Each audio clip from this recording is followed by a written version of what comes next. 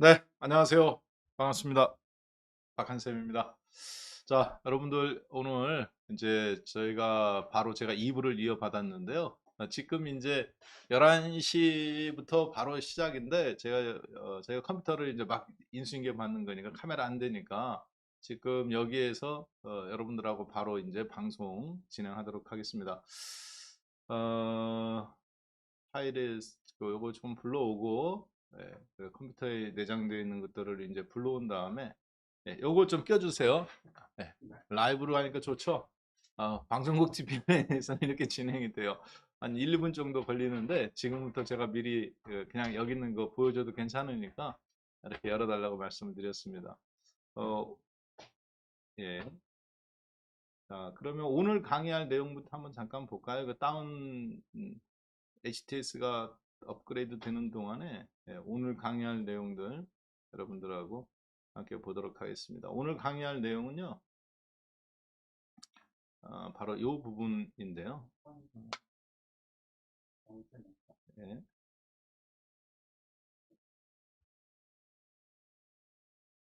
이게 왜 한컴 오피스로 뜨지? 우리 PPT가 안 깔려 있구나. 예, 그러네요. 예, 화면이 풀로 나가죠, 여기가. 그럼 옆에 오른 것도 다 나가겠네. 예, 이 정도. 이 정도 사이즈면 되겠죠? 예, 11시 49분. 11시 4분. 정확하게 5분부터 10초 뒤에 시작해서 저희가 12시 30분에 끝나면 되나요? 아니면 25분에 끝날까요? 25분에 끝나면 20, 추첨. 네, 25분 추첨? 20분에 추첨하고 그 다음 또 연락 받으셔야 되니까 혹시 모르니까 20분에 추첨하고 마무리하도록 하겠습니다. 자, 오늘 여러분들 오늘 이벤트 하셨다며 일부에 축하드립니다. 상품이 센 거 걸어주셨나요? 네. 별다방? 오늘 커피인데 이따가 제가 12시 20분에 추첨할게요. 12시 20분에 추첨하는데 대한민국 시가총액 1등 종목 초성이죠. 시읒시읒 지긋지긋을 이렇게 맞추는 이벤트를 했다고 합니다. 자, 그러면 매주 월요일, 화요일 몇 시? 11시. 주식과의 박한샘 여러분들께 오늘 두 번째 시간 화요일 인사드리겠습니다. 네, 반갑습니다. 와, 뭐 유튜브 아, 그렇잖아도 주식이 어려운데 즐겁게 해야죠. 주식까지 심각하게 하시는 분이 있어요. 주식은 원래 굉장히 외로운 겁니다. 누가 같이 이걸 하지 못해요. 그래서 나는 주식 투자로 돈을 벌겠다. 이분은 자기와의 고독과의 싸움을 이겨내실 수 있는 분이어야 돼요. 그런데 어, 방송도 굉장히 막 고독하게 하고 쓸쓸하게 한다. 그러면 슬픕니다.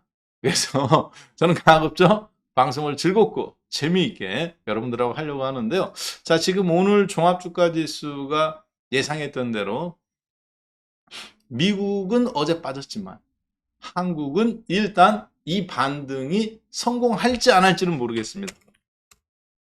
자, 아침에 저는 우리 회원분들하고 오늘 반등은 반드시 나온다. 문제는 뭐냐? 이 반등의 연속성이 있을지 없을지 종가상 근처에서 갑자기 무너질 수도 있다. 그래서 우리가 아침에 시가의 지수가 마이너스 났을 때 추격 매도는 하지 않대. 그렇다고 해서 추가 매수도 하지 않겠다라는 처음에 그런 의지를 가지고 왔어요. 네. 자, 그래서 지금 상태에서 지수가 반등이 나올 때 여러분들은 혹시 아침에 잠시만요. 제가 실례 좀 하겠습니다.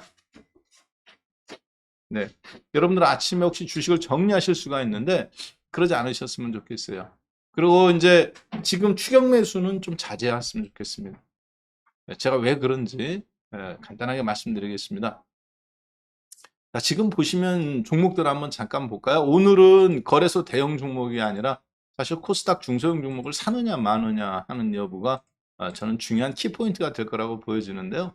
이 부분에서 잠깐 한번 이렇게 필드 편집을 한번 해보죠. 칸막이가 다 잘 나오게.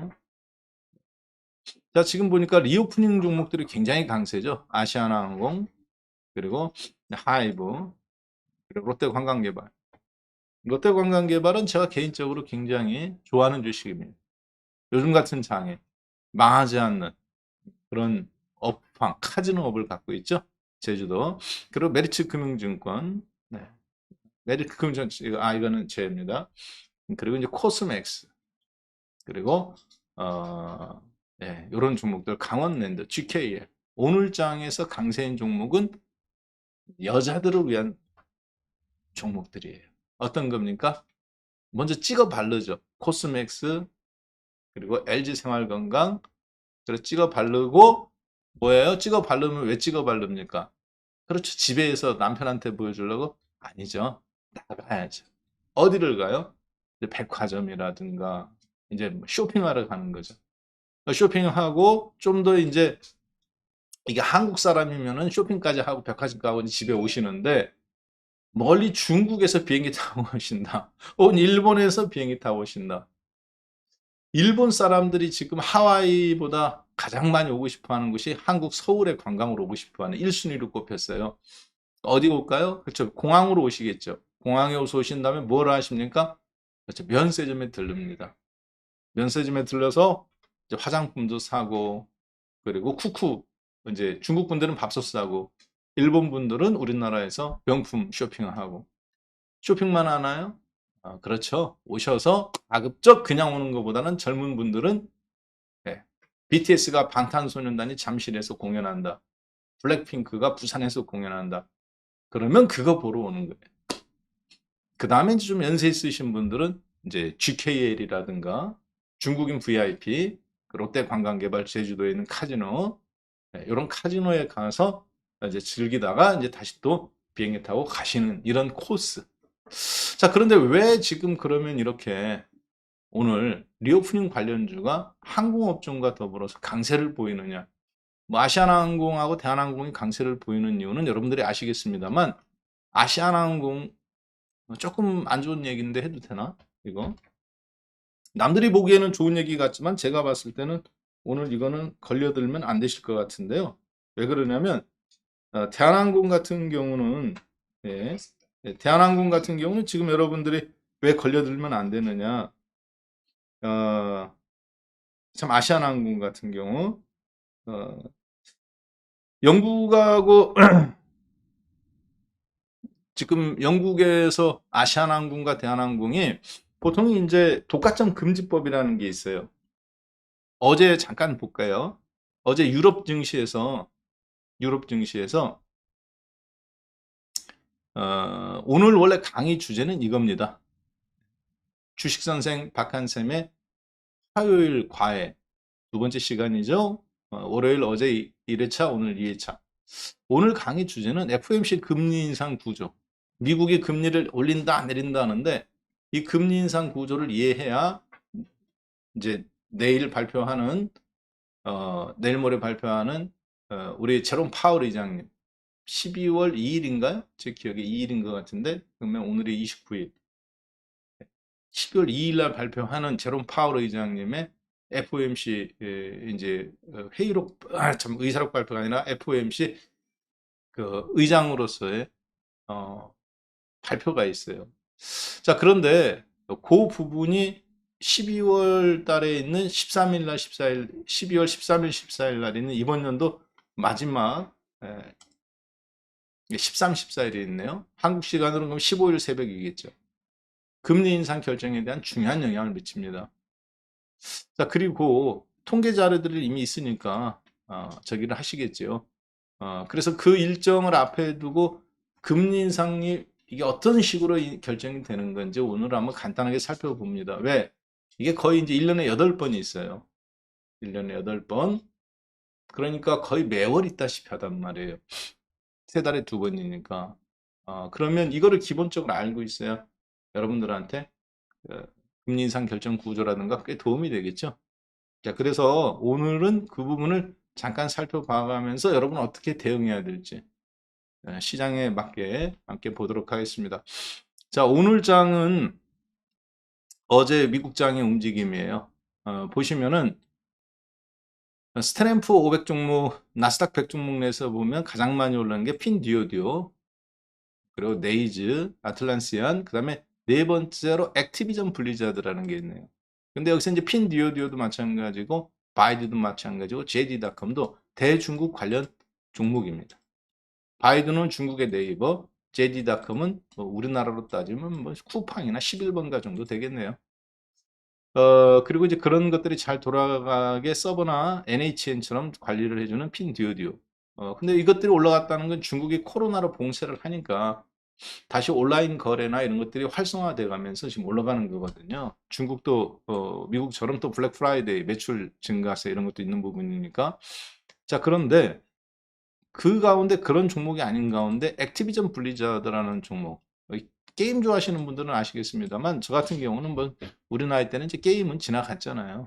근데 액티비전 블리자드라는 이 종목이 마이크로소프트가 이 회사를 한 대략 한국 돈으로 한 90조 원 정도를 주고 매수 의향이 있었습니다.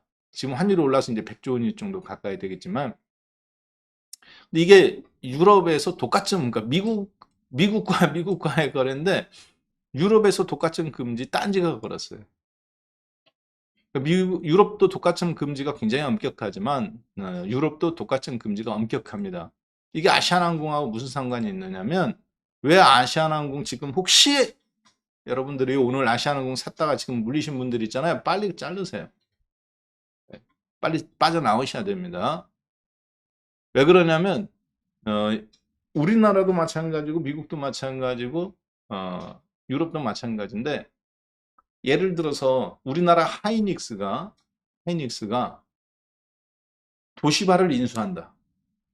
혹은 삼성전자가 반도체 특허 공룡이라고 불리는 ARM, 손정희 회장님 인수했다가 엔비디아한테 팔았는데 엔비디아가 인수를 하겠는데 유럽에서 반대했죠. 특허 독점이다 해가지고. 그래서 삼성전자가 그 ARM을 인수하냐 마냐 하는데 지금 아직 안 하고 있죠. 이게 왜 그러냐면 한국 기업이 인수를 하는데도 불구하고 꼭 유럽에 없더라도, 혹은 미국 기업이 끼리 합병하는데 꼭 미국에 없더라도 세계 시장의 점유율에 영향을 미치는데 미국 지부나 유럽 지부가 이렇게 있으면 각 미국이나 유럽 그리고 아시아에서 경제 공동체잖아요. 유럽은 또. 그러면 독과점에 대한 심사를 하게 됩니다. 영향을 미친다고 보면 허가를 해줘요. 도시바 인수할 때도 그랬고, 하이닉스가 중국 다롄 공장 인수할 때도 그랬고, 엔비디아가 ARM을 인수한다고 해서 인수했죠. 400억 달러, 한국 돈 한 550조 정도에. 자, 그런데 1년이 지났는데 미국은 허가해 줬는데 유럽은 반대했어요. 그래서 지금 인수가 안 되고 삼성전자가 그걸 한 해 만에 지금 6개월째 그러고 있죠. 안 한다고는 했지만 컨소시엄은 할 수도 있습니다. 그래서 그 ARM이 2년 코로나 이전에 손정희 회장님 거였는데 돌고 돌아서 아직도 손정희 회장님에서 손에서 못 벗어났어요. 자, 그런데 아시아나항공이 왜 이게 지금 문제가 되느냐면, 아시아나항공이 영국이 아시아나항공과 대한항공의 합병, 산업은행을 중심으로 합병하는 것을 인정해 준다고 뉴스가 나왔죠. 그래서 대한항공도 상승이지만 아시아나항공도 상승이에요. 근데 문제는 어떤 문제를 갖고 있느냐면, 영국은 유럽입니까? 아닙니다. 자, 여기서 유럽이냐 아니냐는 유럽 EU, 즉 유로 달러를 씁니까? 아니면 파운드화를 씁니까? 자, 다시 한번. 유럽은 프랑스, 독일을 중심으로 프랑스, 이탈리아 이렇게 이제 맺어졌죠. 쭉 폴란드까지, 터키까지도 다. 여기가 정치 공동체입니까? 경제 공동체입니까? 대한민국은 자유 민주주의 국가다. 자유 민주주의 국가다. 여기서 자유라는 말은 정치적인 의미도 있습니다만 경제를 포함하는 것도 있습니다. 민주주의의 반대는 뭡니까? 독재죠. 공산주의의 반대는 뭐예요? 그렇죠. 자본주의죠. 자, 그런데 유럽은 정치 공동체는 아니에요. 경제 공동체일 뿐입니다. 그러니까 사회주의 국가인 체코, 헝가리, 우크라이나 사회주의 국가인데도 불구하고 공산주의 국가였으니까 옛날 공소련 아니었으니까 체코, 헝가리도 EU에 포함되어 있죠. 왜 그런가요? 경제 공동체니까 그래요. 유럽연합. 근데 영국은 여기서 2년 전에 브렉시트 투표해갖고 떨어져 나왔죠. 그러니까 유로화를 쓰지 않고 뭐를 씁니까? 파운드화를 써요. 영국은 유럽인가 아닌가요? 아닙니다. 유럽연합이 아니에요. 유로화를 쓰지 않아요. 자, 이 얘기는 무슨 얘기냐면 영국이 승인을 해줬다 하더라도 유럽하고는 아무 상관없는 거예요. 유럽 의회에서 허락을 해줘야 돼. 대한항공하고 아시아나항공은 그래서 합병이 영국이 승인했다 해서 유럽에서 승인된 것이 아니기 때문에 아무런 의미가 없는 겁니다, 사실. 당연히 우익골이 달아야죠. 근데 합병하는 것이 왜 아시아나항공한테는 좋은 거냐? 아시아나항공은 올해 적자만 해도 벌써 5천억입니다. 잠깐 한번 볼게요. 아시아나항공은 올해 적자만 벌써 5천억이에요. 2021년도 매출액 4조 3천억, 영업이익 932억, 당기순이익 마이너스 5,100억. 왜 그러냐? 부채가 12조 5천억이야. 내 돈은 5천억밖에 없어. 근데 부채가 12조 5천억이야. 자본금을 그래서 다 까먹었어요. 유보율이 35%밖에 안 남아 있습니다. 유보율이 무슨 얘기냐면 내가 회사를 설립할 때 액면가 5천 원에 100만 주를 발행했다. 그러면 예를 들어서 50억이다. 그러면 그게 설립 자본금인 겁니다. 그 설립 자본금을 지금 까먹고 35%밖에 안 남았다는 거예요. 그러니까 아무리 못해 있어도 유보율은 100%가 있어야 되는 건데, 자, 문제는 뭐냐면 작년도에는 그래도 영업이익인 순이익이었어요. 이번 연도도 영업이익은 순이익입니다. 분기별로 보면 1, 4분기, 2, 4분기, 3, 4분기. 그런데 단기 순이익이 어떻습니까? 9월달 3, 4분기에 마이너스 2,900억. 2, 4분기 2,100억. 벌써 5,500억을 까먹었습니다. 작년도 5천억 까먹었는데 이번 연도는 3분기까지 벌써 5천억을 까먹었어요. 5천억을 까먹었다는 얘기는 35%밖에 남지 않은 이 유보율이 어떻게 되는 거예요? 이제 마이너스로 바뀌는 겁니다. 마이너스로 바뀌니까 어떻게 될까요? 돈이 없어. 그렇죠. 유상증자예요. 두 번째, 돈이 유상증자가 안 되는 회사는 뭐부터 해요? 감자부터.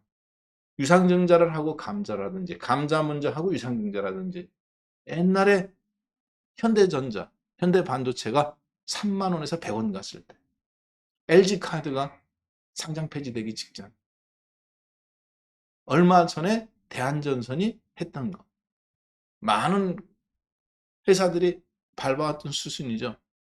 상장 폐지되든지 아니면 유상증자하고 감자하고 살아남지 있는 STX 조선이라든가 기억나시죠?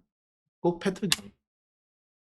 그런데 이 회사가 한국에서는 승인이 떨어졌죠. 산업은행을 중심으로 대한항공과 아시아나항공이 합병. 여기는 적자, 얘는 흑자, 대한항공. 합병하니까 아시아나항공은 살아요, 안 살아요? 살죠. 저 적자가 났지만 저게 잘못해서 경영을 잘못한 건 아니잖아. 왜? 영업이익은 흑자잖아. 대신에 오너가 이걸 가지고 부채가 너무 많으니까 잘못한 거지 직원들이 잘못한 건 아니에요. 영업이익 흑자한 거 보니까. 부채가 12조, 13조니까 이자 감당이 안 되는 거지. 벌어도 5천억씩 벌어도.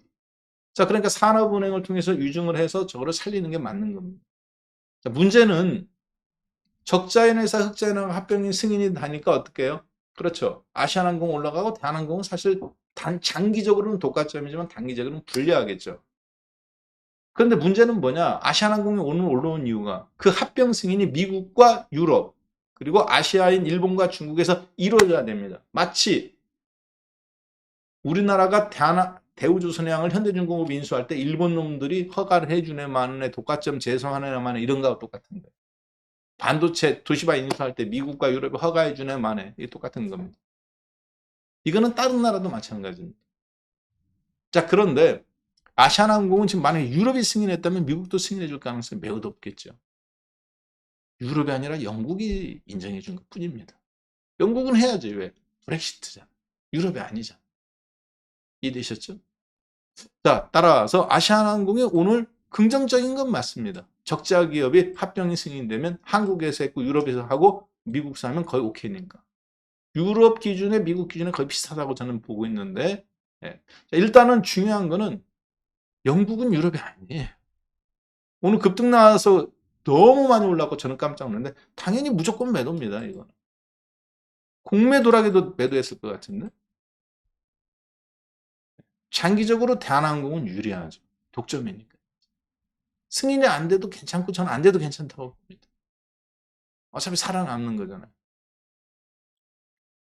자, 따라서 지금 시장에서 가장 핫한 파트 요거에 대해서 아시아나항공 어떻게 해야 될지 여러분이 판단하셔야 되고요. 그 다음에 하이브라든가 그리고 롯데 관광개발 그리고 코스맥스 아까 말씀드렸던 부분들이죠.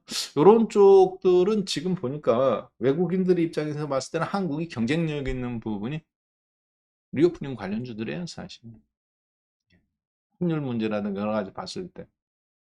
물론 다른 쪽들도 경쟁력이 있습니다만 지금은 저거는 외국인들도 사지만 국내 기관이 선호한다고 저는 보고 있습니다. 그래서 오늘은 GKL이라든가 특히 카지노 파트 그리고 롯데 관광개발이라든가 이런 것들 흐름들이 나쁘지 않다고 보여집니다. 그러면 이제 저거를 추종할 거냐 아니면 오늘은 그냥 뒤로 한 발짝 물러서서 시장에서 적절하게 대응을 하는 것이 맞느냐 봤을 때 저는 적절한 대응이 맞다고 보여져요. 그리고 보면 KB금융이라든가 그리고 신한지주 매주 일요일 날 밤에 제가 야간 수업을 합니다. 밤 10시에 그리고 매주 금요일 저녁 밤 10시에 한국경제TV를 통해서 저거가 나가죠. 국고청 프라임 지금 이제 2부로 바뀌었는데요. 거기에서도 말씀드렸던 것들 있죠. 은행주, 보험주 연말까지 괜찮다. 몇 퍼센트 목표? 7% 목표. 나는 하이닉스 삼성전자 너무 급등급락 싫어. 이것도 싫어. 근데 현금은 많아. 지금 2,500에서 근데 주식 살까 말까 고민 중인데 그런 거 하지 마시고 뭐라 그랬어요? 그런 분들은 지금 그런 분들 들으면 억나없이 물린다. 기다리면 다시 먹겠지만 그러니까 은행주 사라고 그랬죠. 기관들이 똑같은 입장이다. 배당 받아 먹고 살아야 돼. 주식은 채워놔야 되니까. 질이 아니라 양으로 승부한다고 그랬죠. 똑같습니다. 그래서 올라오는 거예요. 그때 제시했던 목표 수익률이 7%인데 7% 배당을 받을 생각 하지 마세요. 1년 이자가 예금이 지금 5, 6%잖아요. 저축은행 6%, 은행 5%. 그러면 7%에서 많이 먹으면 10% 먹으면 된 겁니다. 배당까지 간다. 그러다가 소탐대에서 죽습니다. 한 달 반에 7% 먹으면 되지. 자, 그리고 지금 아시아나항공과 대한항공이 시장에서 가장 핫한 부류인데 뭐가 어떻게 접근해야 될지 제가 말씀을 드렸죠. 오늘은 리오프닝 관련주이기도 하지만 그쪽으로 붙으셔도 좋고요. 기아자동차나 어제 말씀드렸던 것처럼 LG전자 요 흐름들도 계속 살아있어요. 한 번에 이런 종목들은 바로 안 갑니다. 이렇게 들락날락 하다가 연말에 포커스를 맞춰줬다고 했죠. 저희가 애플, 카 그렇게 보시면 되겠어요. 애플 주가가 빠질수록 조금 더 긍정적으로 봅니다. 왜? 원래 발등에 불이 떨어져야 뭔가 하게 되죠. 핸드폰 잘 팔리는데 뭐하러 자동차 만들어? 핸드폰이 이제 더 이상 안 팔리니까 포화 상태에 들으니까 글라스 핸드폰도 나오고 하는 거고 MR도 나오고 애플카도 나와보는 거죠. 자, 그리고 게임주들을 좀 긍정적으로 약간은 보십시오. 약간은 왜 그러냐면 혼다도 그렇고 토요타도 그렇고 자동차에다가 여러분들 혹시 이제 PS라고 있어요. PS 플레이스테이션이라고 있는데 그게 돈이 있어도 좀 못 삽니다. 어떻게 하느냐? 저는 전혀 그런 거 진짜 모르는데 저희 아들이 외계인도 무서워한다는 중학교 2학년이에요. 그래서 작년에 코로나 딱 걸렸을 때 뭐 하고 싶냐? 생일인데 그랬더니 자기 게임기 사달라고 해서 닌텐도 사달라고 하는 줄 알았더니 PS를 사달래요. 새로운 PS4가 나오는데 제가 보니까 제품이 안 나왔는데 예약을 걸으면 한 2달 있다 나오더라고요. 그래서 저도 예약을 걸어놨어요. 덕분에 샀습니다. 그걸로 지금 한 2년째 울고 먹고 있어요. 아무것도 안 사주고.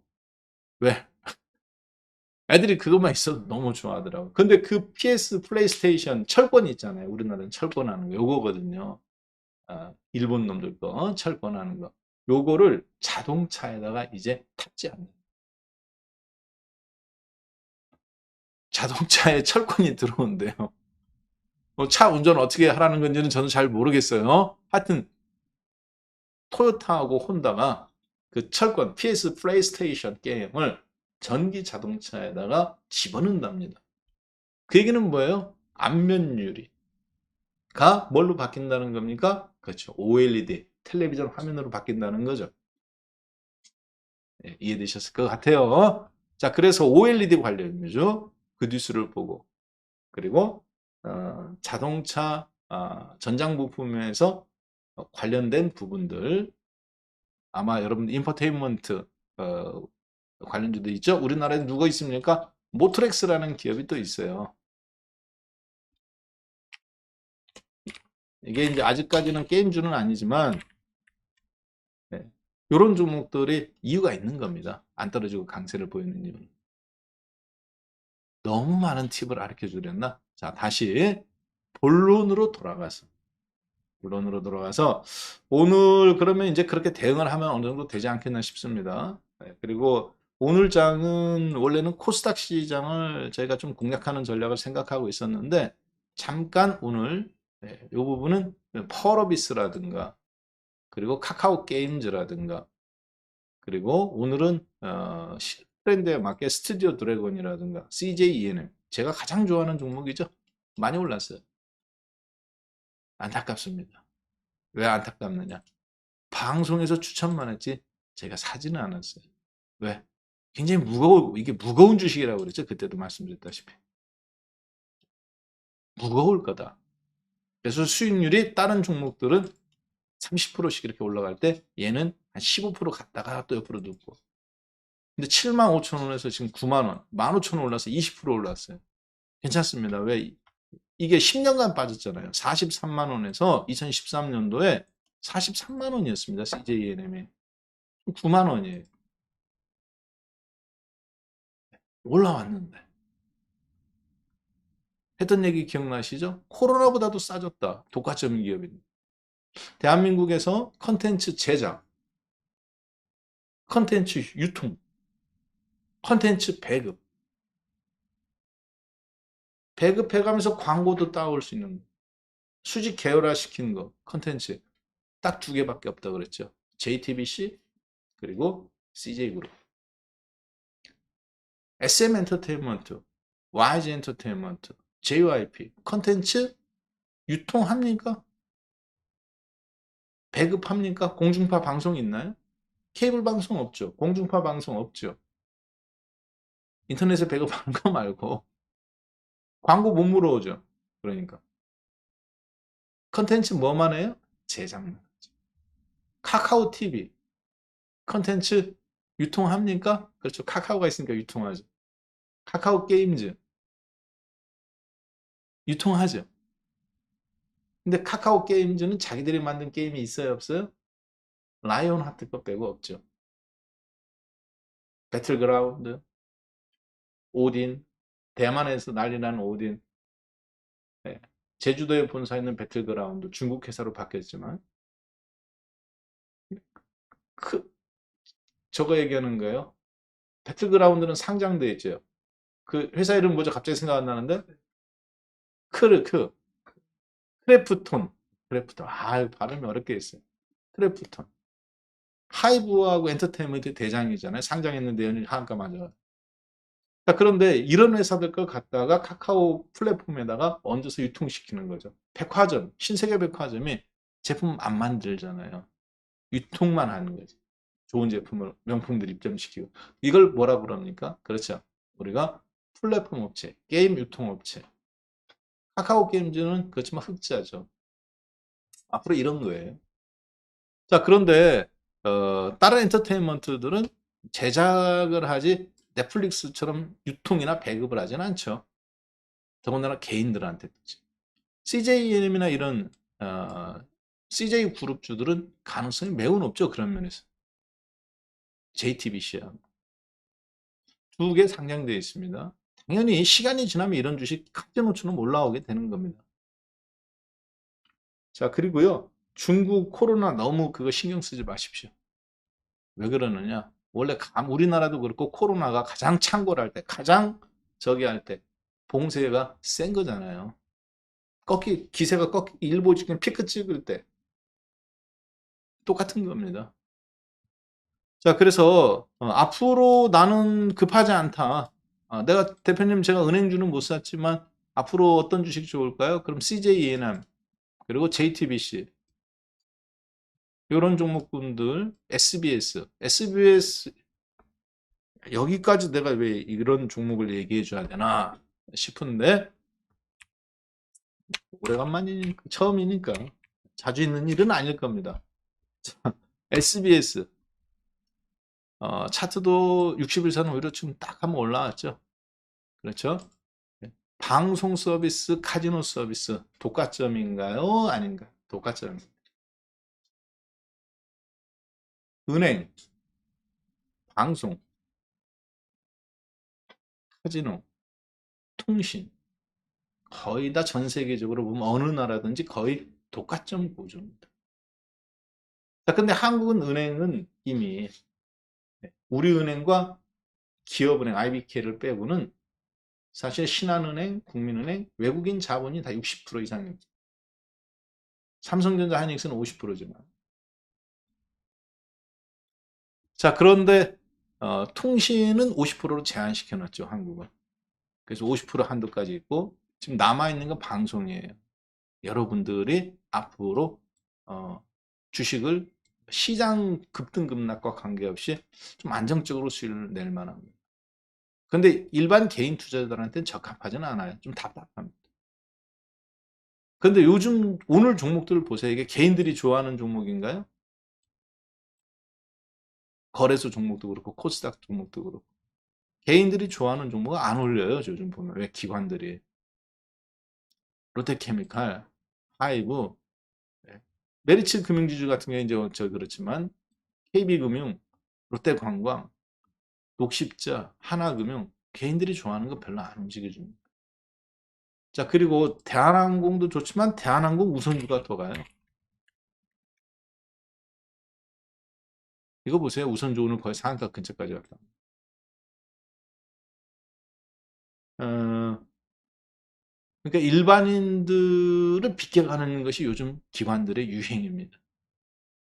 3일을 그래서 연속성이 없어요. 이거 빨리 캐치하셔야 됩니다. 자, 그런 면에서 봤을 때 일반적인 연속성이 있어가면서 꾸준하게 돈이 들어올 수 있는 게 시장 흐름과 시장이 완전히 뭐 꺾이지만 않았다든가 대폭락이 당장 오지 상반기 중에는 좀 제가 보니까 금리 인상이 좀 어려워 보입니다. 어제 미국장 보니까 세인트 루이스 연준 총재께서 어, 발언을 했죠. 무슨 소리? 마치 그 옛날에 개그 콘서트에 보면 막 한참 이렇게 뭐하고 있을 때 뭐 무슨 소리야 어림도 택도 없는 소리 해가면서 윤영빈 씨가 나와가면서 이렇게 한 것처럼 금리 인상, 인플레이션 정점론 얘기하니까 세인트 루이스 그래서 나스닥도 플러스 날라고 막 하고 있는데 세인트 루이스 연준 총재께서 얘기를 하세요. 뭐라고 얘기하느냐? 금리 인상의 무서움을 너희들이 아직 모르는구나. 가볍게 생각하지 마라. 김치국 드링킹 하지 말라는 거죠. 주식 올라올 생각 꿈도 꾸지 마. 나는 무슨 편이야? 공매도자 편이야. 그 얘기죠. 다우존스 지수가 이렇게 V자형으로 급반등 나오니까 이렇게 이게 월봉입니다. 10월, 9월 말부터 해서 29,000포인트 깨졌던 다우존스 지수가 34,500포인트까지 5,000포인트 급반등 나온 거잖아요. 우리나라로 따지면 여기가 2,600포인트짜리잖아요. 지수가. 이렇게 V자형 급반등이 나오고 유럽도 마찬가지 이런 식으로 나오니까 인플레이션 정점론 CPI 꺾이고 그러니까 다시 확실하게 소위 얘기해서 길들이기를 하는 거죠. 내 허락 없이 어디를 올라간다고? 나는 공매주다들 뿐이야. 말이 매파지. 주식시장 그분이 언론에 상승 쪽으로 이야기는 언론은 안 나오고 왜 그것만 나오겠어요? 예. 많은 공매도자 물량들이나 헤지펀드들이 그쪽을 조명해 주는 거죠. 그래서 덜컹했습니다만 뭐 별거 없습니다. 달러 인덱스 보니까 사실 달러를 지키기 위한 저는 쇼라고 보고 있는데 이미 깨졌어요. 그래서 오늘 국내 증시도 그렇고 어제 조정받았던 미국 증시, 유럽 증시 약간은 저는 좀 지지는 해날 걸로 보여집니다. 문제는 뭐냐? 그러면 이런 흐름들이 앞으로 더 갈 수 있는지, 그리고 여러분들이 주식을 할 때 꼭 알아야 되는 게 있죠. 금리, 환율, 국제유가, 그리고 이자율. 이런 흐름 속에서 관계죠. 자, 이거 아직 잘 모르시는 분이 있는 것 같은데요. 많은 사람들은 IQ가 높으면, 지식이 뛰어나면, 소위 인텔리하면 주식을 잘한다고 생각해요. 일정한 부분은 맞습니다. 근데 진짜 주식 잘하는 사람은 누구냐? EQ가 뛰어난 사람. EQ가 뛰어난다는 사람은 감정지수라고 말하는데 그건 좀 저는 잘못된 거라고 생각합니다. 감정이 아니라 relationship, 관계.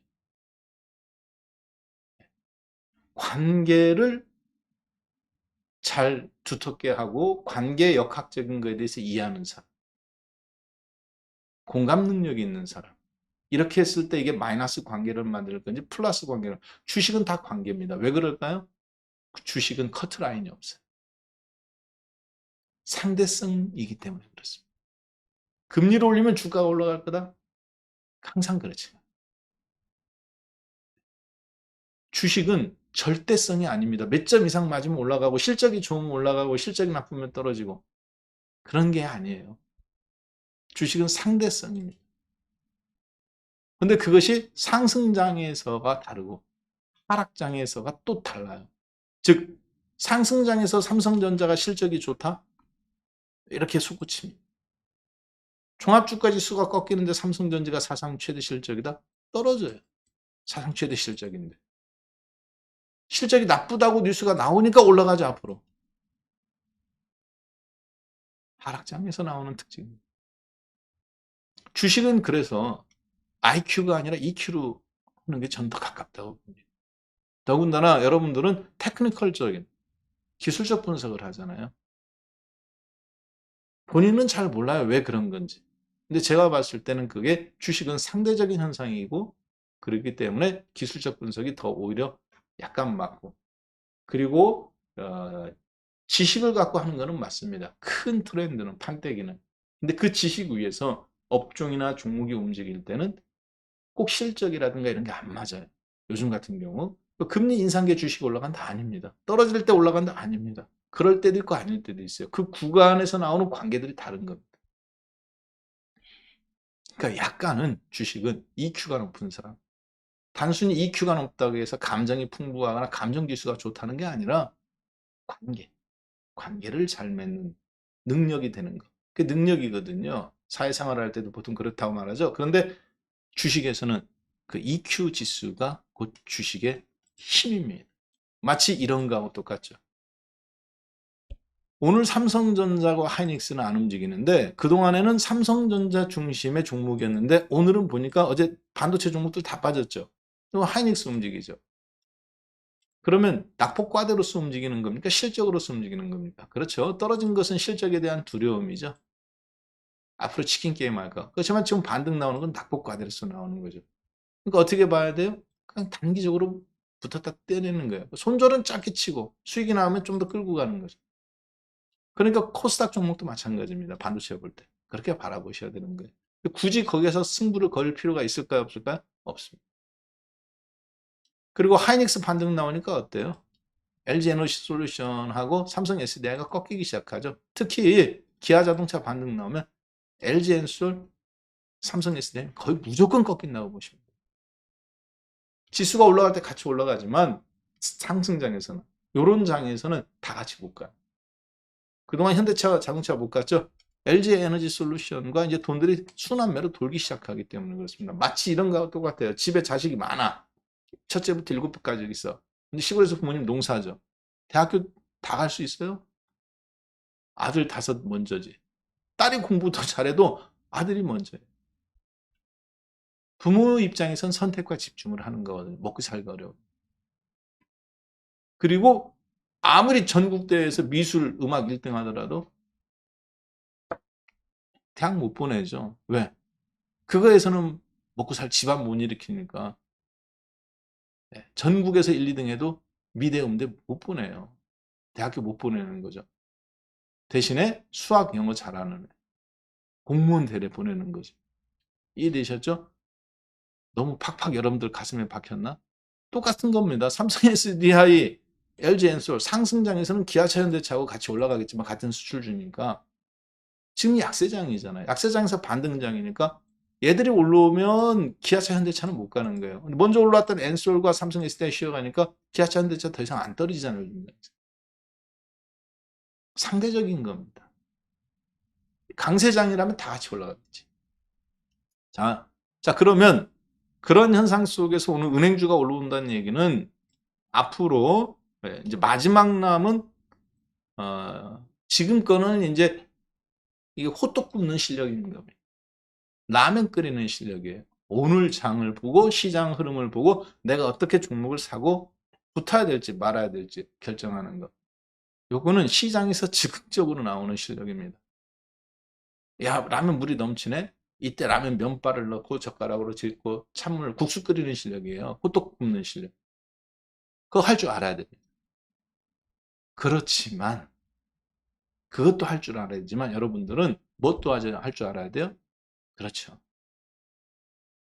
기본적으로 국수를 뽑아낼 수 있는 국수를 실제 면을 이렇게 해갖고 국수를 좋은 국수를 뽑아낼 수 있는 실력도 있어야 되는 거예요.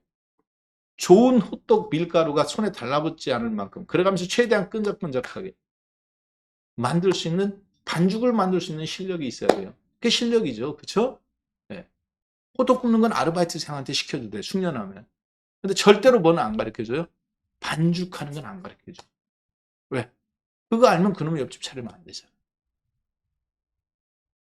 반죽할 때 식용유를 얼만큼 넣는지, 강력분하고 일반 밀가루 배율을 어떻게 하는지, 그리고 마지막에 거기다 찹쌀가루를 얼만큼 넣는지. 남대문 유명한 호떡집들 보면 먹어보신 분 압니다. 왜 바삭한지. 반죽을 할 때 얼음을 넣고 반죽을 한다든가 아니면 처음부터 뜨거운 물을 넣고 반죽을 하는 거에 따라 반죽이 달라지죠. 그런 것들을 안 가르쳐준다. 저온 숙성에서 냉장고에서 몇 시간 숙성하는 건지 이런 거는 아르바이트상도 안 합니다. 딱 상자에 딱 있죠. 반죽 딱. 아르바이트상한테는 야 기름 이렇게 됐을 때 뒤집어 색깔 바뀌면 뒤집어 요것만 가르쳐주는 거예요. 여러분들한테는 근데 제가 지금 반죽하는 법을 오늘 화요일날 화기애애 하잖아요. 미국 빠졌는데 올라왔잖아. 얼마나 좋습니까? 방금처럼 시장 상황 봐가면서 어제 봐. 액티비전 분리자들라는 게임이 있지. 이 주식이 독과점 금지 유럽에서 반대하니까 올라왔잖아. 근데 우리나라는 오늘 아시아나가 독과점 금지를 영국에서 찬성했지. 근데 유럽은 요즘 독과점 금지에 대해서 반대하는 분위기야. 아시아나항공이 올라오는 거 그거 가짜다. 물꼬리 단다. 오늘 물린 사람들 빨리 자르고 나와야 된다. 가르쳐주죠. 호떡 굽는 거예요.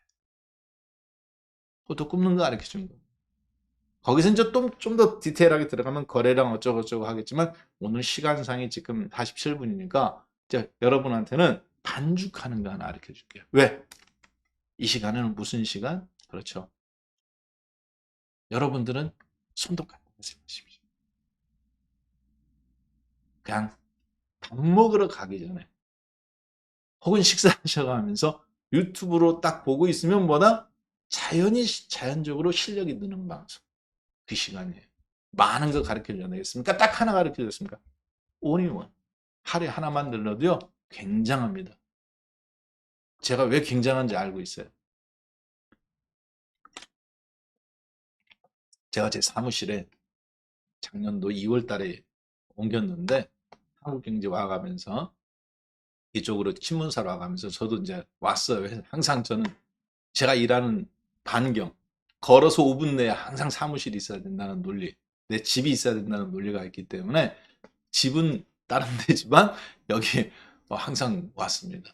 자, 그런데 이 물 있죠, 이거 물병. 10개월 됐는데 제가 이거 자주 마시지는 않습니다. 이런 거를 가끔 마시는데 아저씨가 이거 라벨을 떼고 요즘은 버려야 되는데 첫날 딱 버렸는데 근데 라벨을 떼고 버릴 만한 사실 그 분리수거할 만한 시간이 없었어요 그동안. 그래서 라벨을 내가 놓아놨다 떼야 되겠다. 이 병이 일주일에 한 번 정도 먹는데 지금 제 사무실에 한 가마니가 있습니다. 베란다에 정말 많아요. 제가 깜짝 놀랐어요. 사람이 습관이라는 게 이렇게 무섭구나. 하루에 커피값 3,000원, 5,000원 아끼면 1년이면 100만 원 적금하는구나 정말. 담배값 1년이면 2, 300만 원 적금하는구나. 웬만큼 절약만 해도 1년에 1,000만 원에서 500만 원 절약한다는 게 부자는 습관이구나. 그걸 느꼈거든요. 자, 그런데 오늘 과외 선생에서는 앞으로 여러분들하고 할 때 하루에 하나, 일주일에 2번이죠. 월요일, 화요일에 제가 나오니까. 그러면 여러분들은 자연히 듣다 보면 금리와 주식의 관계, 그리고 환율과 주식의 관계, 그리고 국제유가와 주식의 관계, 그리고 뭐와 주식의 관계? 그렇죠. 네. 빠진 거 하나 뭐가 있어요? 네. 국제유가, 금과 주식의 관계. 이 네 가지를 마스터하게 될 겁니다. 자, 오늘은 금리, 미국 정책 금리와 주식의 관계를 한번 볼까요? 자, 이번 주 가장 큰 이슈가 뭘까요? 12월 6일 날에 있는 미국의 조지아주 결선 투표가 주식시장에서 가장 큰 결정이 될 겁니다. 자, 그런데요. 12월 달에 있는 12월 13일, 14일 날 뭐가 있어요? 미국 FOMC 회의가 있어요. 2022년도 마지막 회의네요. FOMC 회의는 1년에 몇 번입니까? 8번 합니다. 8번. 자, 그런데 12월 15일 날 한국 시간으로 그러면 새벽 한 4시에서 빠르면 3시 정도. 서머타임 때문에 이제 1시간 뒤로 늦어졌으니까 서머타임 끝나서 옛날엔 2시 반이면 새벽 2시 반이면 나왔는데 요즘은 이제 4시에 나옵니다. 그러면 여러분들도 제롬 파월 의장님이 실시간으로 하는 거를 이제 FOMC 회의하는 걸 들으실 수 있어요. 이전에 이번 주 12월 2일 날인가죠? 네, 간단하게 연설을 하세요. 그리고 고용지표 나오고 뭐 나오고. 자, 그런데 6일 날 지방선거 결선 투표 조지아주 결선 투표 상원의원 끝나면 그 다음에는 이겁니다. 앞으로 그러면 시장의 화두는 정해져 있어야 하는데 정해져 있는.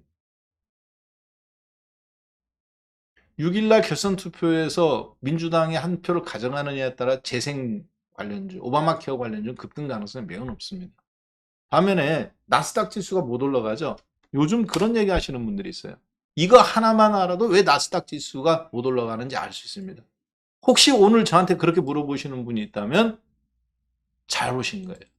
여러분은 평생 이거 주식 10년 해도 몰라요. 나스닥 지수 많이 빠졌죠. 1080포인트야. 10,000포인트에서 겨우 11,500포인트 밖에 못 올라왔어. 여기까지 올라와야 돼, 원래는. 떨어진 폭으로 본다면.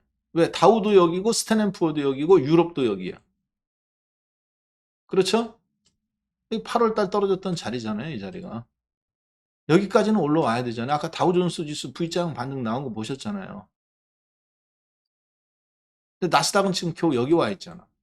스탠앤푸어 중간에 와 있죠. 나스닥은 여기 와 있고. 왜 다우가 나스닥보다 더 올라와 있을까? 원래는 그렇지가 않은데. 자, 그런데 유럽도 마찬가지예요. 프랑스. 다우지수보다 조금 더 올라왔죠. 일봉입니다. 다 똑같이. 아까 8월 중순 똑같죠. 독일. 예. 독일은 더 많이 올라왔네. 여기가 아까 8월 중순인데 이번에 완전한 반등이 세게 나왔네. 그렇죠? 다우는 이 자리, 스탠앤푸어는 이 자리, 나스닥은 이 자리. 왜 그럴까요? 왜 다우가 나스닥보다 더 못 올라왔어? 참, 다우가 더 많이 올라왔을까? 나스닥을 왜 다우보다도 못 올라왔을까? 이걸 뭐라고 그러느냐? 어떤 종목이 올라갈지 떨어질지 우리는 모릅니다. 그렇지만 요거 하나만 알고 있으면 여러분은 뭐를 선택할 수 있어요? 그렇죠. 나스닥 종목을 사고 파는 것보다 다우존스 종목을 사고 팔겠죠. 이해되셨나요? 나스닥 시가총액 상위 100개 종목을 사고 파는 것보다 나스닥 100 선물 종목 4,500개 중에서 나스닥에 있는 시가총액 상위 100개 종목을 사고 파는 것보다 다우존스 30개 종목에 다우존스 지수를 결정하는 30개 종목을 사고 팔겠죠. 확률이 높잖아. 먹을 확률이. 자, 두 번째. 다우존스 30 종목인데 다우존스 30 종목에서 나스닥에는 상장되어 있지 않은 종목을 선택할 가능성이 높겠죠. 나스닥에도 있지만 애플, 나스닥에도 있고 스탠앤푸 500 지수에도 있고 다우에도 있잖아요. 이해되셨나요? 인텔, 나스닥에도 있고 스탠앤푸 500에도 있고 다우에도 있죠. 이런 종목을 선택하는 것보다 JP모간 체이스나 골드만삭스를 선택하겠지. 뭐 하나만 알면 안타깝게도 주식선생 박한생 과외를 한 달 전에만 알았더라도 2달 전에만 알았더라도 좋았겠죠. 왜? 중간선거잖아요. 중간선거. 바이든 민주당 대통령은 21%였던 법인세율을 몇 퍼센트까지 끌어올려요? 28%까지. 공화당은 21%였던 법인세를 몇 퍼센트까지 낮춰요? 15%. 물론 여야가 합의돼서 바이든 대통령 된 다음에 트럼프가 떨어지고 28%로 합의는 했습니다. 줄 거 주고 내줄 거 내주고. 이 법안이 지금 그런데 실행은 안 하죠. 연장하죠. 공화당이 만약에 이번에 하원 장악했으니까 상원도 50대 50이라면 27%의 법안은 어떻게 될까요? 참 죄송합니다. 28% 법인세 실행은 물건가요. 왜? 하원도 장악했지. 상원도 50대 50이니까. 물론 캐메런 부통령이 캐스팅 모드를 행사합니다만 실행하기가 어렵습니다. 하원을 장악한 상태에서 상원은 50대 50이죠. 12월 6일 날 결선 투표에서 어떻게 될까요? 그러니까 나스닥이 힘을 못 쓰는 거예요. 언제? 미국 중간선거 끝난 다음에 조지아주 결선 투표 가야 된다는 결론 나오고 그 금요일 날 밤 주말에 민주당이 먼저 50이 됐잖아. 2, 3주 전에. 당연히 나스닥 종목보다 다우가 먼저 움직이는 거는 삼척동자도 생각해 볼 수 있는. 자, 그러면 나스닥이 앞으로 계속 이럴까요? 아니죠. 조지아주 결선 투표에서 이기면 되는 거예요. 한 표 50대 50이지만 나스닥도 다시 회복하는 겁니다. 왜? 28% 법인세율 어렵다고 보는 거죠. 하원을 공화당이 장악하고 있습니다. 그 법안은 통과가 됐어요, 이미. 문제는 시행을 유예시켜 주는 거죠, 계속. 2년씩 이런 식으로. 반면에 민주당이 딱 되는 순간 어떻게 될까요? 나스닥은 더 떨어집니다. 자꾸 저쪽 다우 쪽으로 가능성이 있겠죠. 왜? 인플레이션은 잡혔다면 같은 유라면 그럴 가능성이 있다는 거예요. 이해되셨을 것 같습니다. 자, 그래서 앞으로 12월 6일과 이 궤적이 같이 들어가는 겁니다. 그러면 여러분들은 매번 주식할 때 매일같이 우리가 호떡 굽지만 정해져 있는 게 있어요. FOMC 회의 1년에 8번 한다는 거. 소비자 신뢰지수 발표한다는 거. 소비자 신뢰지수 발표 CPI 지수 끝나면 제조업 지수 발표한다는 거. 그렇죠? 정해져 있는 거잖아요. 그럼 제가 질문 하나 드려보겠습니다.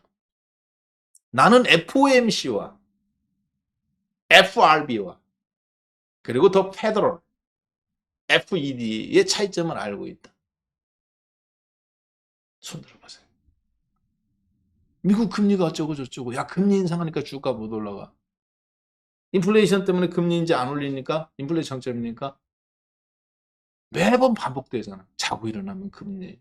또 잊힐만 하면 또 금리. 또 잊혀질만 하면 중간에 금리 인상하기 전에는 또 뭐 세인트루이스 누구, 애틀랜타 누구, 뉴욕주 누구, 제롬 파월 한 명도 골 잡아줬겠느냐. 내가 세인트루이스 연준 총재 은행 이름까지 알아요.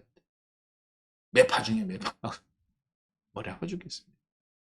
그러면 구구단처럼 그냥 통째로 외워버립니다. 귀찮잖아. 뭐 곱하기 인수분해 뭐분해 귀찮죠. 아예 구구단 9단까지 외워버리는 거예요. 더 귀찮죠. 12단까지 외워 14단까지. 해볼만 합니다. 근데 여러분은 구구단 3단까지도 필요 없어요. 2단까지만 생각하세요. 그거예요. 그거 갖고 맨날 써먹는 거야, 미국 놈들. 별것도 아니에요. 딱 5분 만에 제가 정리해드리겠습니다. 자, 내년도 금리 인상 표입니다. 이거.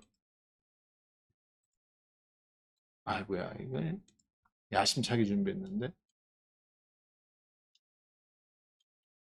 예, 이게 다시 한번 제가 볼까요? 내년도 금리 인상, 여기 자료, 그럴 줄 알고. 예, 지금 이게 제 프로그램하고 약간 달라서 그래요. 여러분들, 제가 다시 한번 불러오겠습니다. 제가 사용하는 프로그램하고 이게 약간 보니까 불러오면, 그렇죠? 아까 제가,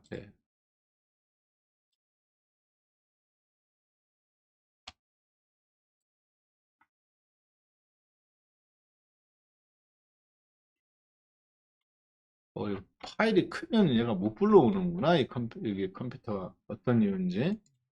예, 사진이 불러오지를 못하네. 예, 이 사진 파일이 크니까, 예, 제가 보니까 이게 제가 다 빈칸이 아니거든요. 이게 여기 다 이렇게 있는데 파일이 크니까 이걸 못 불러와요. 여기 제가 보여드리고 싶었던 건 뭐냐면 내년도 거 금리 인상. 내년도 금리 인상 날짜가 이미 벌써 나왔어요. 2023년도께. 그런데 1월 30일 날에서 2월 1일 날 FOMC 회의 날짜가 겹쳐 있습니다.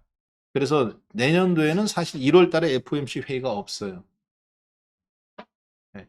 그러니까 12월 달에 만약에 금리를 0.5를 올린다든가 그런데 1월 달에는 안 올릴 수도 있다. 그런 얘기 나오면 주식이 2월 초까지 그냥 계속 가는 거야. 2월 중순까지. 그 다음부터 3월에 금리가 인상이 있거든. FOMC가 있거든요. 자, 그러면 매번 그때마다 그때 또 뭐 FOMC 누구야 이렇게 그런 거 신경 쓰지 말란 얘기죠. 제 얘기는.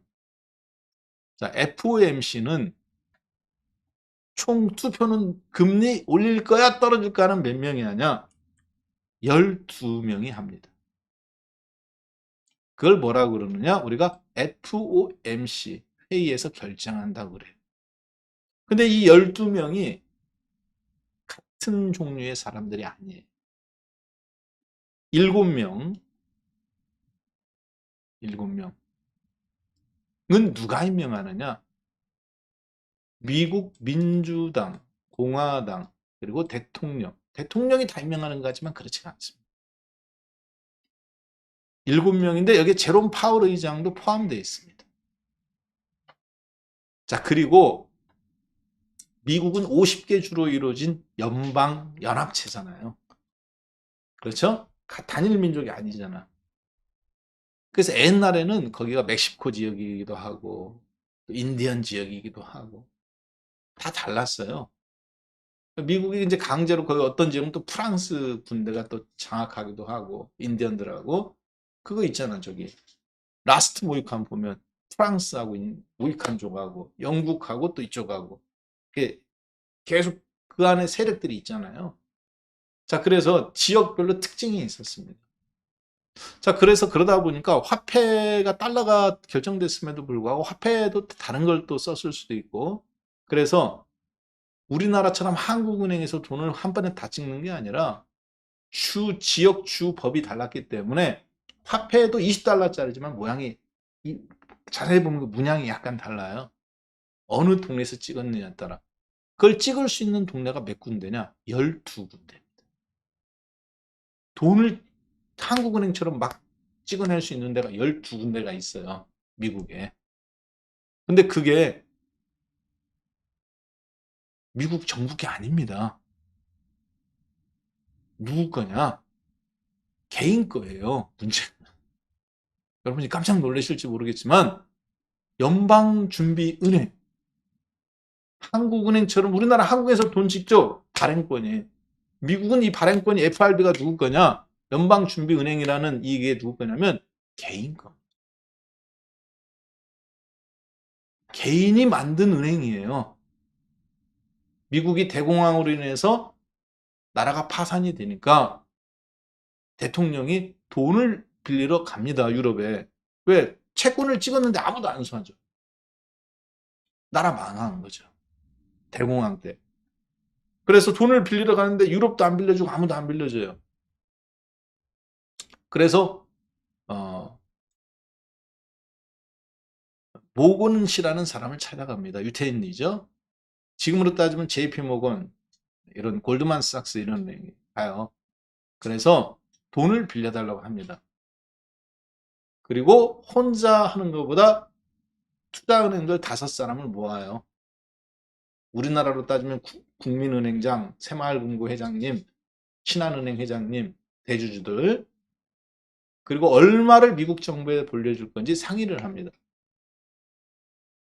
그리고 돈을 모아서 미국 정부한테 빌려주죠.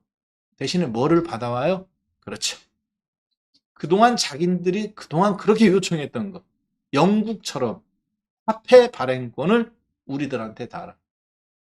얼마 필요해? 원하는 거 다 줄게.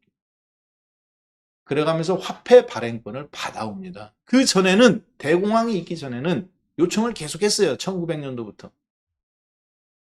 누가 거절했느냐?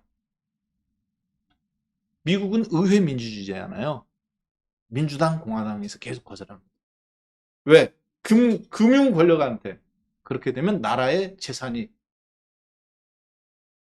다 장악되는 거니까, 파이프라인. 거절했는데 대공황이잖아요. 더 이상 거절할 수가 없어요. 그래서 딜을 한 겁니다. 화폐 발행권을 줄 테니까 연방준비은행한테, 한국으로 따지면 새마을금고예요. 지들끼리 만든 거니까. 대신에 금융위기를, 대공황을 극복할 수 있는 것을 받아오고 의회도 어쩔 수 없이 승인을 해준 거예요. 자, 그래서 여기까지 왔습니다. 그래서 FRB는 의장은 대통령이 임명하고, 그리고 여기 7명 워싱턴 DC에서 임명하는 거죠. 이걸 뭐라고 그러느냐? 우리가 보드라고 그럽니다. FRB는 FRB인데 Federal Reserve Board. 즉 보드는 우리는 보드판이라고 그러죠. 보드판을 누구한테 갖다 내요? 그렇죠. 과장님이 혹은 이사님이 사장님한테 결제 받을 때 보드판을 이렇게 내밀죠. 그럼 거기 사인하시죠. 보드판에 결제 서류가 있잖아요. 이걸 뭐라고 그러느냐? 그래서 결제를 하는 사람, 위원이라고 그래요. 무슨 위원. 그래서 정확한 명칭은 이 7명의 위원들. 이 사진은 이제 좀 시간이 지나서 바뀌었습니다. 그래서 채워졌어요. 사람들도 바뀌었고 하면. 그래서 Federal Reserve Board, 이 끝에 다 똑같은데 FRB의 이 B는 7명을 지칭할 때는 보드를 지칭합니다. 연방준비제도 위원회, 위원. 반면에 여기 5명, 투표권이 있는 12명 중에 7명은 중앙정부에서 임명해요. 근데 보통 성향이 공화당이 한 4명, 민주당이 한 3명, 보통 이렇습니다. 그 중에서 이 의장만 대통령이 임명하는데 이게 또 대통령 입김이 안 작용합니다. 대통령이니까 민주당 인사하실 것 같죠? 전혀 그렇지가 않아요. 자, 여러분들 재미있나요? 벌써 12시 7분이네. 재미없나요? 어차피 이거 주식할 때마다 앞으로 20년, 30년 안 바뀐다니까. 네. 자, 재미있으면 11번. 재미없으면 22번. 지금 은행주가 왜 3% 올라가는지 그 얘기하는 거예요. 그리고 금리 인상을 하든 안 하든지 간에 여러분들이 이제 12월 6일 날 중간선거 있잖아요. 거기에다가 만약에 중간선거에서 공화당이 승리했다. 자, 잘 들으세요. 12월 6일 날 공화당이 승리했어. 공화당 빨간색. 공화당이 승리했어. 잠깐만. 공화당 빨간색 맞죠? 그렇죠? 민주당이 파란색이고 빨간색이 승리했어. 그런데다가 만약에 12월 14일 날 금리를 0.5밖에 안 올렸다. 나스닥 시장 어떻게 될까요? 다우가 많이 올라갈까요? 나스닥이 많이 올라갈까요? 즉 애플, 인텔, 마이크로소프트, 메타 플랫폼, 넷플릭스, 에어비앤비가 많이 올라갈까요? JP모건 주식이 올라갈까요? 혹은 홈디포, 월마트가 더 올라갈까요? 코카콜라가 더 갈까요? 누가 갈까요? 공화당이 승리하고 12월 달에 금리를 0.5 정도밖에 안 올렸다. 그러면 나스닥이 튕겨서 가는 거예요. 그 얘기는 무슨 얘기냐? LG전자, 삼성전기, 그리고 삼성전자, 코스닥에 있는 하나마이크론, 주성엔지니어링, 동진세미캠, 리노공업, 컨텐츠 관련주들부터 해서 이런 종목들을 어떻게 하라? 공격적으로 사야 된다는 얘기입니다. 오늘 이 방송 하나 들음으로써 벌써 한 달간 한 주간 전략이 나오는 거예요. 반면에 12월 6일 날 민주당이 조지아주에서 승리했다. 그런데 금리는 12월 13일 날 뉘앙스가 0.5밖에 안 올린다. 그러면 법인세는 28%로 시행되니까 첨단 기술주들은 악재지만 인플레이션으로 말미암아 반등이 나오니까 어떻게 될까요, 여러분들은? 그렇죠. 낙폭과대에 나왔을 때나 공략하는 거야. 더 이상 떨어지지도 않고 올라가지도 않고. 기술주들. 반면에 은행주들이라든가 보험주들이라든가 이런 종목들은 해볼 만하겠지. 그래서 오늘 코스맥스라든가 카지노주가 올라간다는 건 무슨 얘기입니까? 조지아주에서 12월 6일 날 민주당이 승리할 가능성이 공화당이 승리할 가능성보다 어떻다? 대한민국 주식 투자하시는 검은 머리든 노랑 머리든 애들은 어디다 베팅하는 거다 지금? 1번 민주당, 2번 공화당. 민주당이 베팅. 국내 기관들.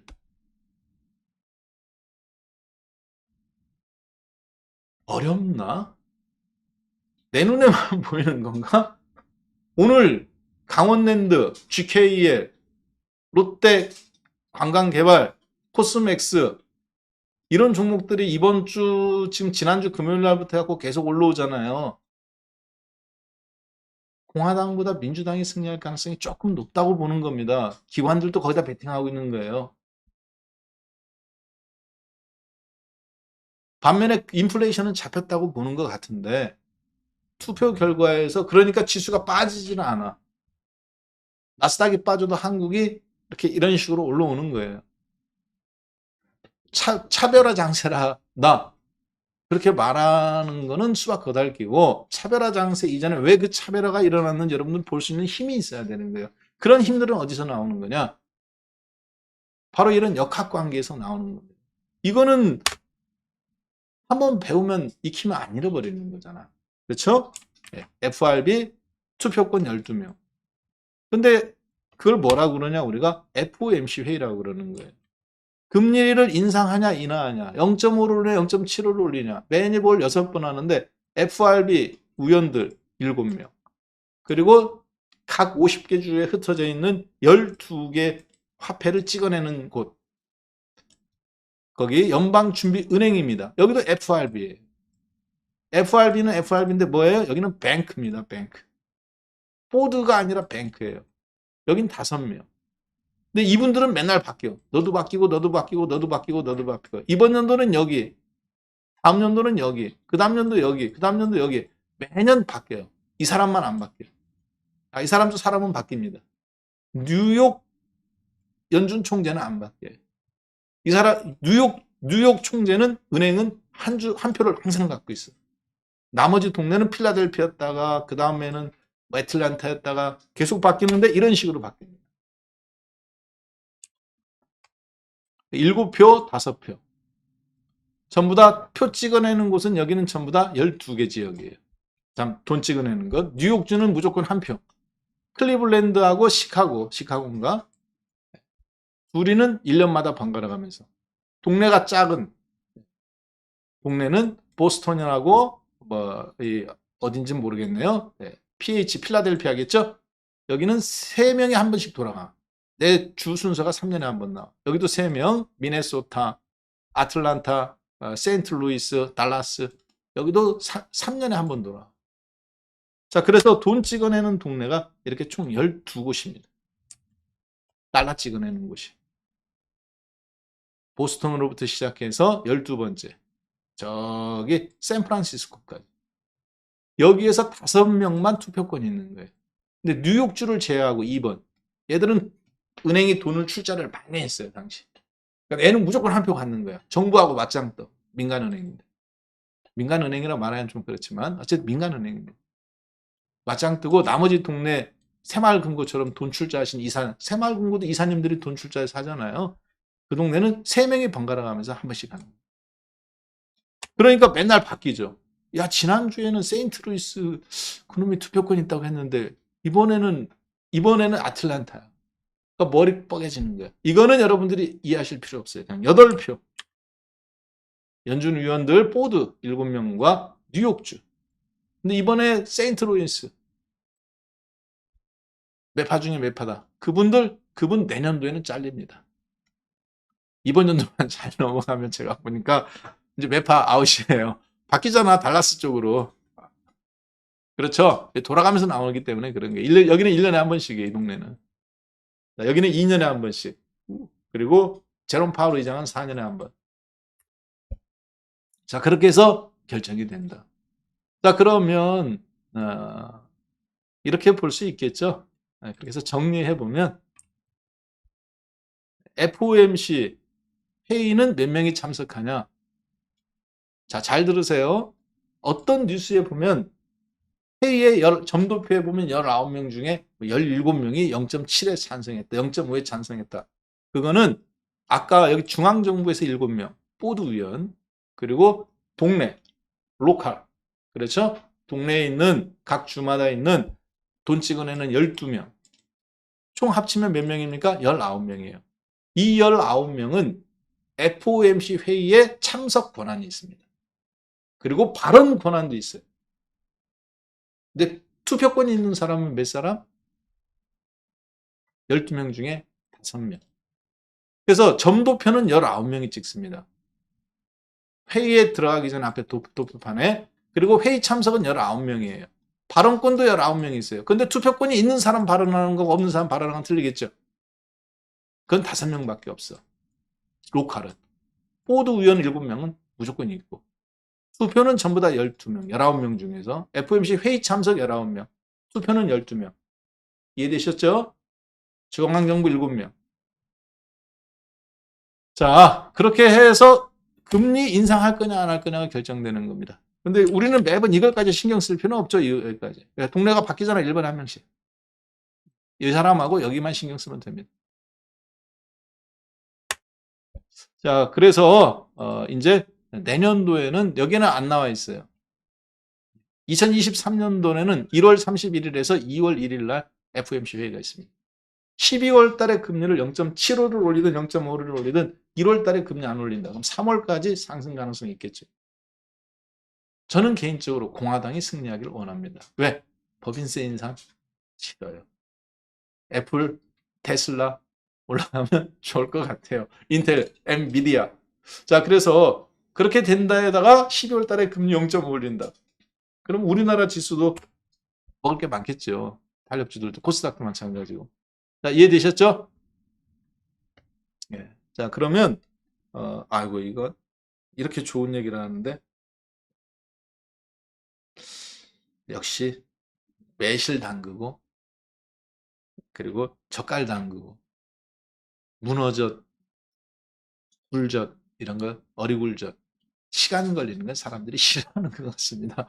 호떡 구워 먹는 건 좋아해도. 호떡 구울 때는 1,400명 있었는데 매실 담그는 거, 된장 담그는 거 가르쳐 주는데 밀가루 반죽하는 거 가르쳐 주는 데는 1,300명밖에 없네요. 아쉽네요. 참. 반죽은 안 가르쳐 주고 호떡 뒤집는 거는 가르쳐 줘야 되겠습니다. 자, 그러면 호떡 하나 또 호떡 하나 비벼보러 갈까요? 자, 볼까요? 일단은 왜 미국 나스닥과 국내 시장이 차별화되는지 나는 이해됐다. 33 눌러주세요. 어제 나스닥은 빠졌는데 미국은 일정 부분 빠졌는데 왜 한국 증시가 올라오는지 이제 좀 이해됐다. 왜 차별화 장세인지 이해됐다. 오늘 왜 한마디로 국민은행이 강세인지 메리츠 금융지주 국민은행 단순히 은행주가 뭐 금리 문제가 그런 게 아니라 민주당이 당선될 가능성이 높다고 보니까 기술주에서 뭐 하는 거예요? 도망오는 거예요. 대신에 조건이 있죠. 12월 달에 금리를 0.75가 아니라 인플레이션은 잡혔다고 보는 거. 미국의 금리를 12월 달에 더 이상 0.75 올리는 것은 이제 끝났다. 그리고 1월 31일 날 FOMC 회의에서 2월 1일 날 끝나는 2월 3일 날 2일 날 이제 우리나라 발표 나는데 그때 금리를 0.25 올릴 수도 있다. 그러니까 호재지. 그런데 법인세를 28% 올리는 민주당이 가능성이 높아. 그러니까 증시는 좋을 것 같은데 기술주를 못 사는 거야. 그러니까 카지노나 엔터주나 은행주나 이런 거 사는 거야. 독과점이기도 하지만 기관들이 좋아하는 걸로 가는 거예요. 그래서 오늘 장 보면 기관들이 주식 막 사죠. 인플레이션 끝났다고 보는 겁니다. 인플레이션 피크론이 맞다고 보는 거예요. 어제 그런 발언 나왔지만. 그런데 법인세는 올릴 것 같아. 그러니까 기술주를 못 사. 어제 반도체 미국도 빠졌지만. 그러니까 오늘은 수출주에서는 자동차, 그리고 화학, 롯데정밀화학 같은 거. 저도 어제 말씀드렸지만 왜 그렇게 했어요? 그 가능성 속에서 보는 겁니다. 그러면 오늘 엔터주, 그리고 리오프닝주, 상품 이런 것들 올라왔지만 내일 어떻게 될까요? 그렇죠. 내수주의 끝판왕은 뭐예요? 홈쇼핑, 현대홈쇼핑, 현대백화점, 네. 이런 것들 되느냐 물어보면 당연히 되겠지. 지금 종목 얘기해 준 거예요, 제가. 이래서 저런 흐름으로 가는구나. 이해되셨죠?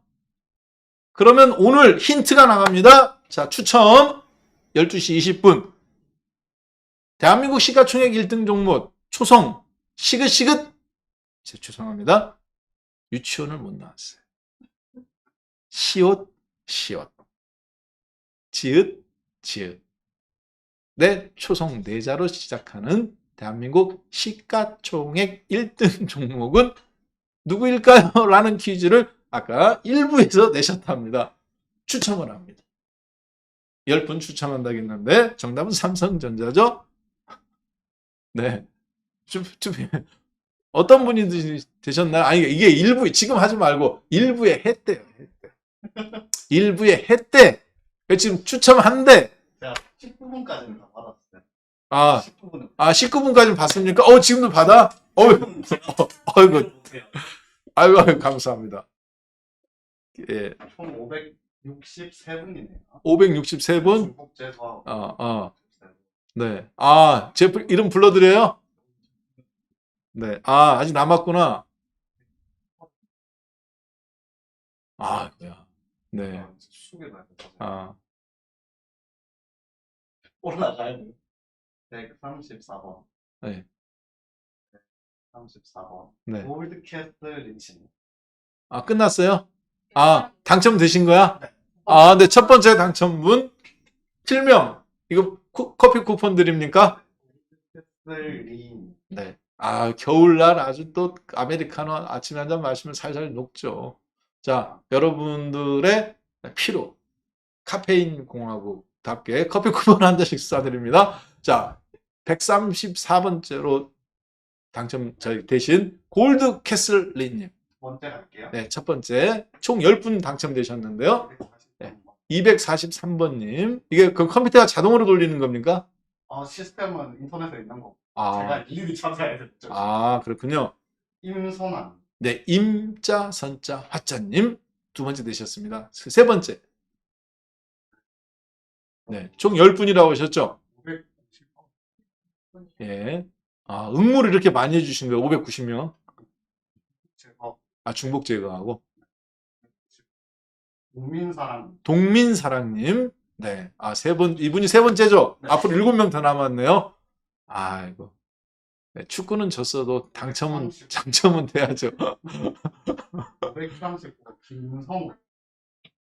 예. 윤순자. 539번 총 지금 네 번째 당첨분이십니다. 윤자, 순자, 자자님, 윤순자님 되셨습니다. 다섯 번째 그러면 당첨분 뽑아주시죠.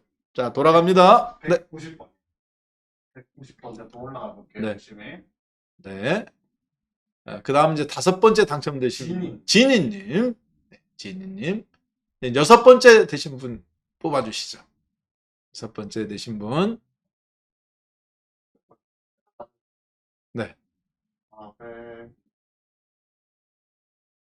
그 수비가 힘들다는 거예요. A 플러스. A 플러스님. 자, 이제 일곱 번째. 예. 178. 예. 화영린. 화영리님. 자, 7명 뽑았으니까 이제 총 3분밖에 안 남았네요. 그렇죠? 네. 자, 3분 이제 네. 쿠폰이 3개 더 남아있어요. 79번. 네. 자, 3분 남은 3개 중에서 하나를 가져가실 분. 김자 SH님, 김사님. 네. 자, 이제 2분 남았습니다. 마지막 남은 커피 쿠폰 2장 중에 한 장을 거머쥐신 분. 둥둥둥둥둥둥둥둥둥둥둥둥둥둥둥둥. 박경석. 예, 자, 우리 종친 박경선님 되셨습니다. 자, 참고로 지금 응모 몇 번 하셨어요? 총 600분 아니 600분 하셨나요? 네, 거의 네. 600명. 예, 저희가 이게 왜 그러냐면 여러분이 오해가 있을 수 있어요. 왜냐, 야 너희들 거기 뭐 카메라 PD나 작가님들 다 뽑아놓고 너희들끼리 하는 거 아니야? 이런 오해를 하실 수 있잖아요. 전혀 그렇지 않습니다. 왜냐, 지금 600분 이상이 하셨기 때문에 거기서 이게 지금 무작위로 막 돌리는 데서 마지막 분. 하는 거거든요.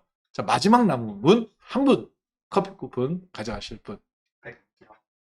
100, 15. 11. 11.